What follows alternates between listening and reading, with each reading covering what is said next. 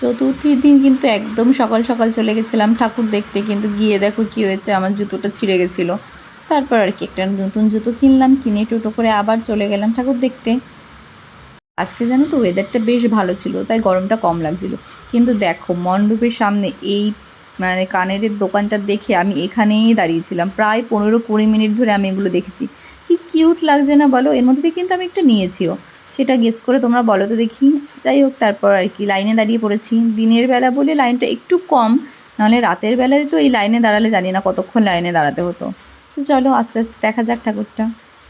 ওই যে দেখো প্যান্ডেল দেখা যাচ্ছে, ভিডিওতে কতটা বোঝা যাচ্ছে জানি না, কিন্তু প্যান্ডেলটা কিন্তু অনেকটাই লম্বা হয়েছিল। তো চলো এবার ভেতরে যাওয়া যাক।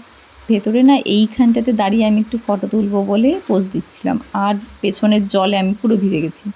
কী আর করা যাবে, চলো এবার ভেতরে যাওয়া যাক। ভেতরে গিয়ে তোমাদের একটু দেখাই প্যান্ডেলের ভেতরের ডিজাইনটা কেমন হয়েছে। আর হ্যাঁ, চতুর্থীর দিন তোমরা কোথায় কোথায় ঠাকুর দেখতে গেছো, কোন কোন প্যান্ডেলে গেছো, আমাকে কিন্তু কমেন্টস করে অবশ্যই জানিও।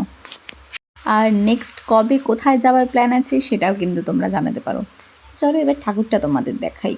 এই যে এইটা হচ্ছে ঠাকুর, ভিড় ঠেলে মেলে অবশেষে এইখানে দেখতে পেয়েছি।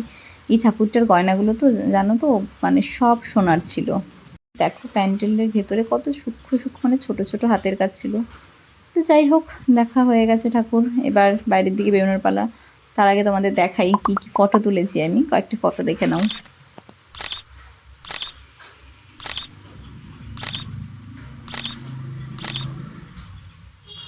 তারপর বেরিয়ে আবার একটা কানের দোকানের সামনে দাঁড়িয়েছিলাম, সেখান থেকে আর কি এই আইসক্রিমটা খেয়েছি। খেয়ে আমরা চলে গেছিলাম সোজা শপিং মলে। হ্যাঁ, এই টুকটাক কিছু কেনাকাটা করার ছিল একটা দিদির।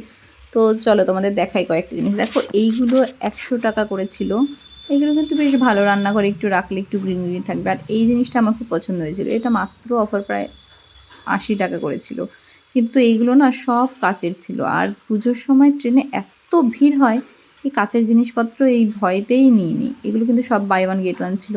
আর আমার এই কাচের বোতলগুলো এত পছন্দ হয়েছিল, কিন্তু একটাও নিতে পারিনি।